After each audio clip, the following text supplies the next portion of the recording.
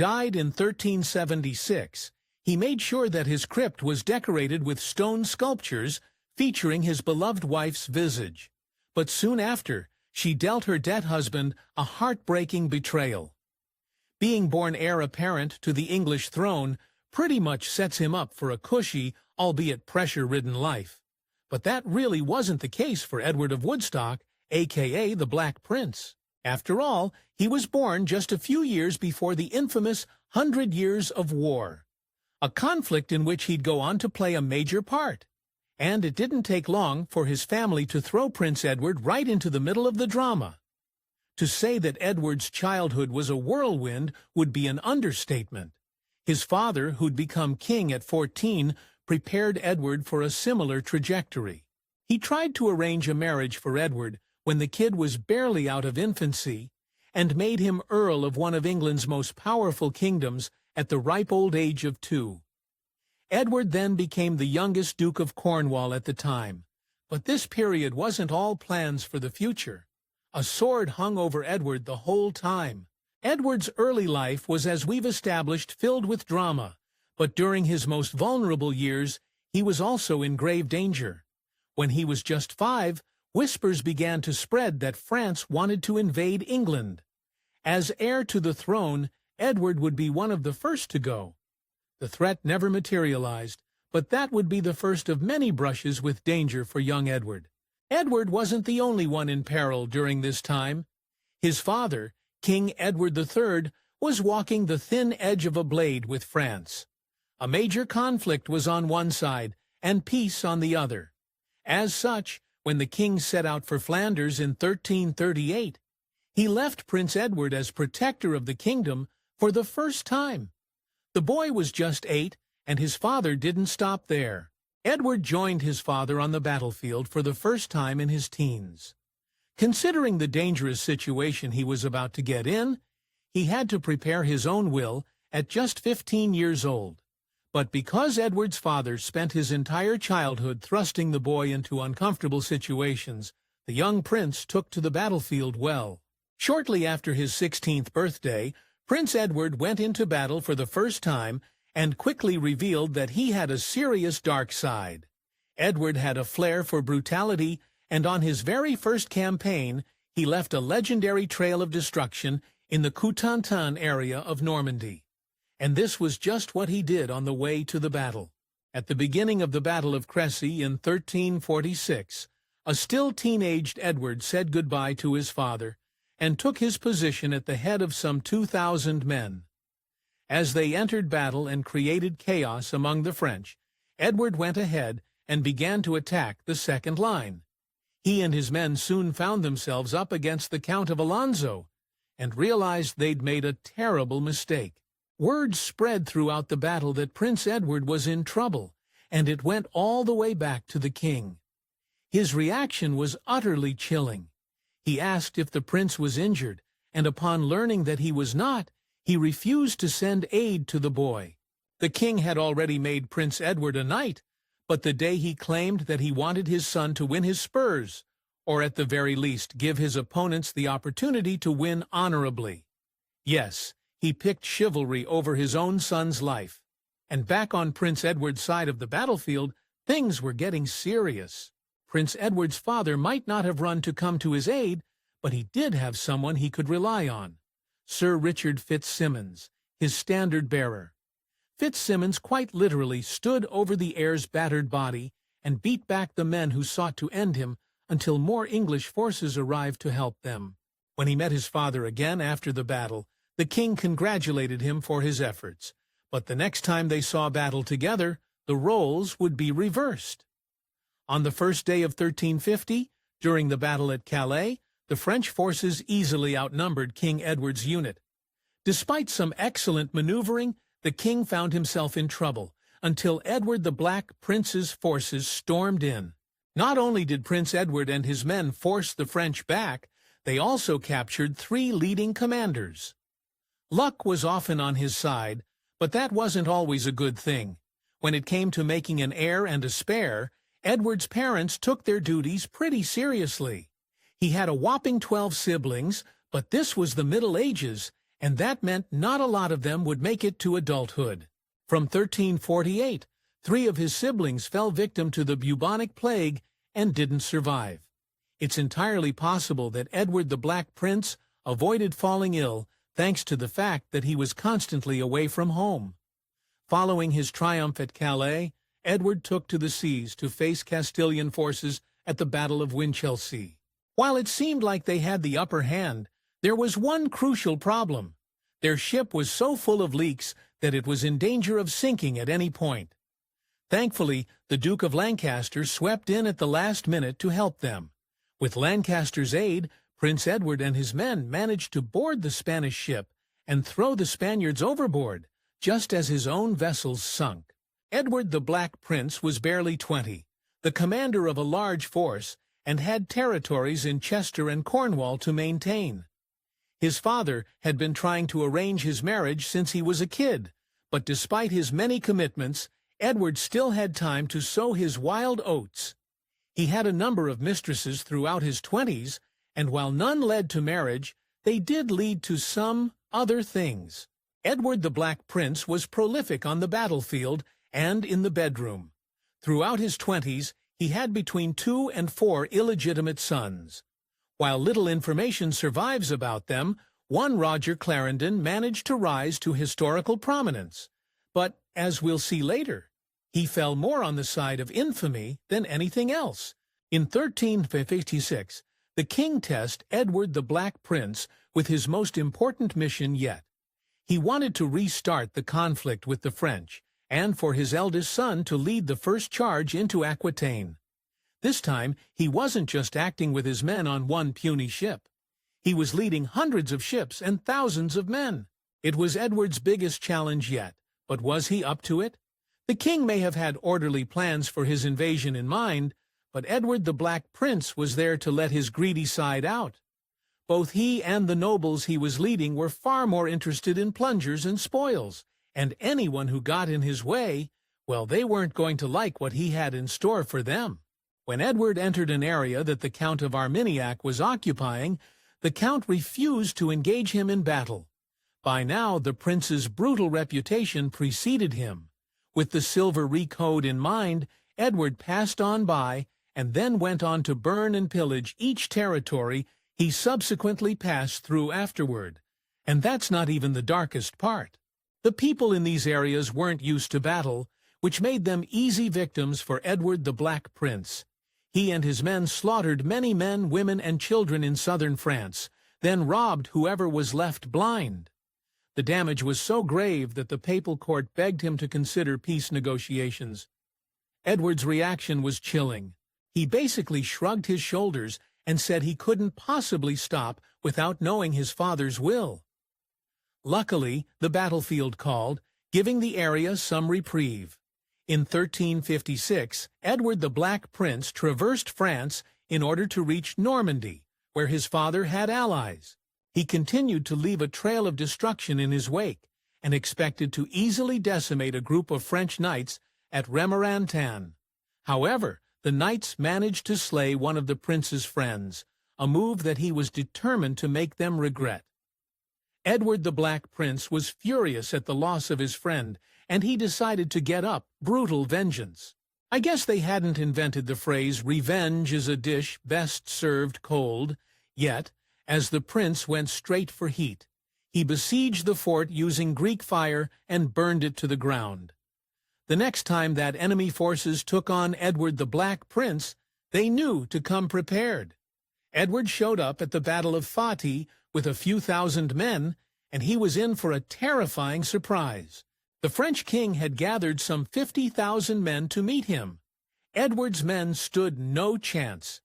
Thus, Edward went from a fearless leader to a helpless pawn in the negotiations for peace. Edward was actually quite generous in the negotiations, saying that he'd give back all the castles and towns he'd taken, release his prisoners, and promise not to go against the French king for 7 years.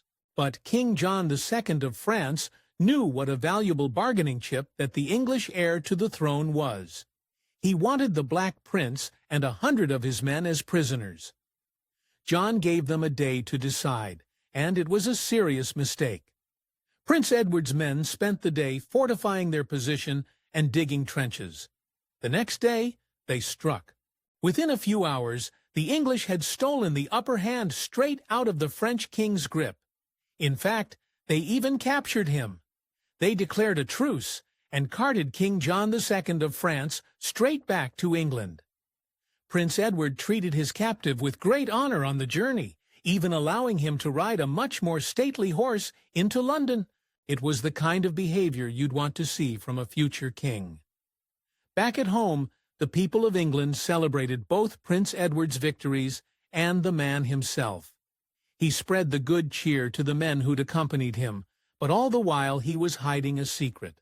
All these impressive victories came at a cost, and Edward was broke, and he wasn't the only one. Edward and his father had at least one thing in common. They were both bad with money. Financial problems haunted both Edwards their entire lives, an issue partly related to the abnormally huge staffs they employed. Also, Edward III's expensive project of Get the French Throne put a hole in his vault that his son never learned to fill. Edward of the Black Prince's romance with Joan, the fair mate of Kent, goes down as the staff of Arthurian legend.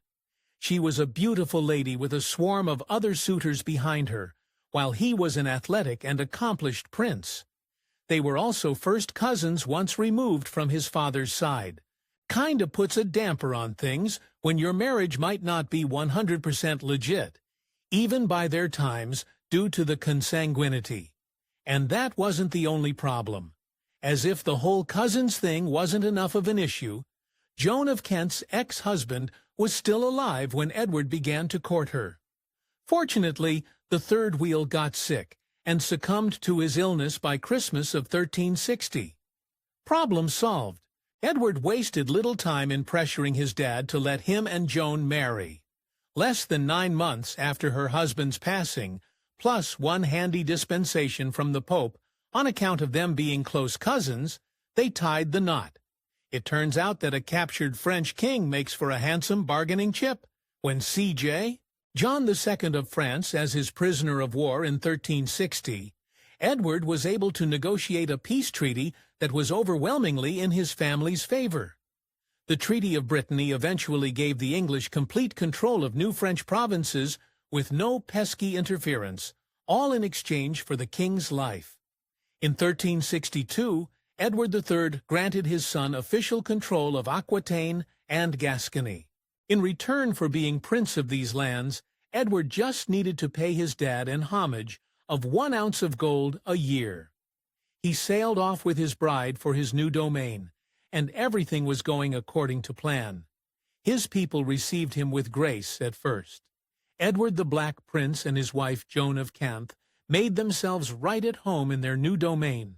She had brought along the children she'd had with their first husband, and she also fulfilled her duty as the heir's wife when she gave Prince Edward 2 sons.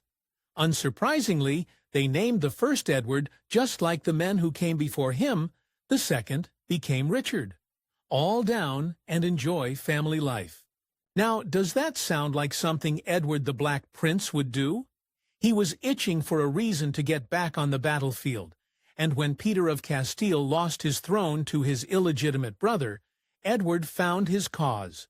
In exchange, Peter promised Edward that he'd make his son ruler of Galicia. What a deal, right? Well, Edward quickly gained the upper hand for Peter, but as they marched across Spain, he began to sniff out a cruel sense of betrayal. They'd spent 2 years as allies, but Peter had fallen behind on paying his share. With each passing day, he owed Edward more money. Peter told Edward to wait at Valladolid while he went to get funds. The heat of Spain did not agree with Edward and his men. They spent the summer slowly falling prey to dysentery and other diseases. Though dark rumors prevailed that someone was poisoning them, sure, not a great wait past the time, but it's so much worse than it sounds. Some historians estimate that the illnesses took out 4 out of 5 of the prince's men. Edward didn't escape unscathed either. After his time in Spain, illness plagued him for the rest of his life. And on top of that, it really didn't look like Peter was coming back with that money. Realizing that he wasn't about to get what Peter owed him, Edward beat it back to his domain and Aquitaine, while he still had a danger-free path to get there. And when he returned, he didn't exactly get a warm welcome. After all that he'd done, Edward was desperately unpopular with the French. On top of all the conquering, they'd footed the bill for his time in Spain. The free companies, organized bands of mercenaries that roved France at the time, tailed Edward back to Aquitaine. He'd hired them to help fight in Spain, and they wanted their money. Between them, other unpaid bills, and the fact that he'd spent a whole summer sick in Spain, Edward was reaching cold red levels. He began angering nobles left and right, and whole towns began to turn against him by the hundreds. He warned his father that things were bad, and he was right. In fact, they were about to get so much worse. Finally, England and France declared war once again. The French wanted Aquitaine back from Edward, but the loss of his domain was nothing compared to the personal loss he experienced as the conflict broke out. After a brutal attack and hours spent in agony, Edward's closest friend and constant ally, Sir John Chandos, succumbed to injuries sustained in battle. Normally, Edward the Black Prince would have rained down all sorts of brutal vengeance on the forces that took out his friend, but to add insult to injury, Edward was just too sick to go into battle himself. He still did get some blood on his hands, though. This tension reached its breaking point in 1370, when the city of Limage rose in rebellion against the Black Prince. Some say Edward massacred as many as 3,000 people in retaliation, but, in fact, historians raise increasingly high eyebrows towards that 3,000 massacre by Edward figure in the Rebellion of Limage. The huge amount of casualties in this most infamous chapter of the Black Prince's life was popularized by a Victorian historian. However, in 2008, another historian suggested that this number could really be as low as 300 casualties in total. As he retreated, Edward the Black Prince grew even more ill. Even he couldn't even ride his horse, but the worst was yet to come. In 1371, shortly after his devastating losses on the battlefield, he returned home and received the news of a horrific loss at home. His eldest son had perished of the bubonic plague at just 5 years old. His grief made him even more sick, just a shell of a man who had once conquered such large swaths of Europe. After a lifetime of fighting, it seemed like maybe the Black Prince just didn't have any fight left. Fearing for his life and safety, Edward's doctor sent him back to England. There he languished, but when he got back into the politics game, he began to recover, just like a good brookaholic does. Unfortunately, the hits kept coming. Prevailing circumstances forced Edward the Black Prince to give up the territories he'd once ruled over in Aquitaine and Gascony. Between that and the passing of his eldest son, it was as if he'd lost everything he'd fought so hard for in the decade before. Did Prince Edward deal with it well? Not exactly. Edward's talents on the battlefield did not translate into diplomatic skill.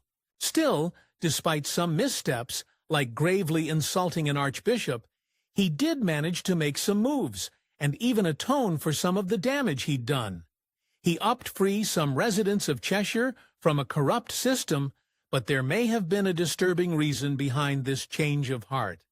It seemed as though Edward was finally turning his attention to ruling the land properly. You know, now that all the conquering was over. But really, it may have all been because he knew that the end was near. Edward was sicker than ever, and by 1376 was sure that he wasn't going to make it much longer. Edward the Black Prince, England's most formidable warrior, had likely once believed he'd perish on the battlefield. But now it looked like he'd die writhing in agony, suffering a brutal and undignified illness. By May of 1376, Edward was incredibly ill. It was so bad that he'd regularly faint. On some occasions when he collapsed, his own staff would suspect that he'd given his last breath, only for him to pop back up to live another day.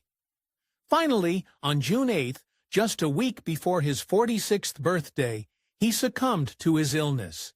The man everyone thought would make a legendary king never even got the chance. Of course he was given a send-off worthy of a fearsome warrior, but lest we forget, he was also the heir to the throne, and that made things complicated. King Edward III had survived his eldest son, which put the succession of the throne in question. Prince Edward's surviving legitimate son, Richard, was next in line for the throne, but at the same time he was still only a child. The king immediately signed papers before putting John of Gaunt, his fourth son, and a Lancastrian, second in line. In a year, Edward III would follow his son into the afterlife, creating a chaos that mirrored the one his son had been born into. In many ways, the dark fate of Edward the Black Prince led to the Wars of the Roses. The battles between his remaining siblings and their offspring for the throne during the reign of Edward's son, Richard II, were utterly legendary. And Richard wasn't the only one who found himself in the middle of that hot mess either. It's not easy being the illegitimate son of a prince who perished before his time, especially when so many descendants are jockeying for the English throne. No one knew this better than Roger Clarendon, Edward's son from an affair, who was born about 1350. Roger lived peacefully for years, but after his father's passing, he suddenly found himself on the radar of the English royal family. Roger Clarendon, unfortunately, wound up paying the price for his father's sins. In 1402, King Henry IV had him hanged on suspicion that he was a pretender, as Roger, by then 52, actually in fact trying to take the throne. It's unclear, but those who were bailed against Henry IV didn't think so, and that he might have just been another innocent pawn lost in the Wars of the Rose. When the Black Prince perished in 1376, he ensured his crypt was decorated with stone sculptures featuring his beloved wife. But when she passed, she chose to be buried next to her first husband, Thomas Holland, Earl of Kent. The guy wasn't even a prince. Ouch. So what was the brutal illness that eventually took the life of Edward the Black Prince? It might have been anything from the lovely-sounding nephritis to cirrhosis or even edema, but the prevailing theory is a lot more gruesome. Many historians suspect that a long-running case of amoebic dysentery, yep, bad creatures in the old gut, was what took him down. After that experience in Spain, it makes sense. The fact that he was suffering from serious stomach issues may rationalize his dark personality and mood swings, but I hardly think that qualifies as an excuse. There are multiple theories as to why Edward the Black Prince had such an intimidating nickname. For one, there's another famous Prince Edward taking up space in English history. Some say it was because his bronze armor had taken on a black patina, but many agree that it all had to do with his bad temper and history of utter brutality. When it fits, it fits. On Edward's deathbed, his priests begged the dying prince to ask forgiveness, not just from God, but from all those who he had injured in his life. Although this was a pretty standard thing to do for a dying medieval Christian, it takes on a whole different tone in light of Edward's barbaric history. Thanks for watching History Expose A. If you love uncovering the best worries in history, hit like and subscribe to keep exploring with us. Don't forget to visit our main page, Factor Nate, for more incredible facts about everything.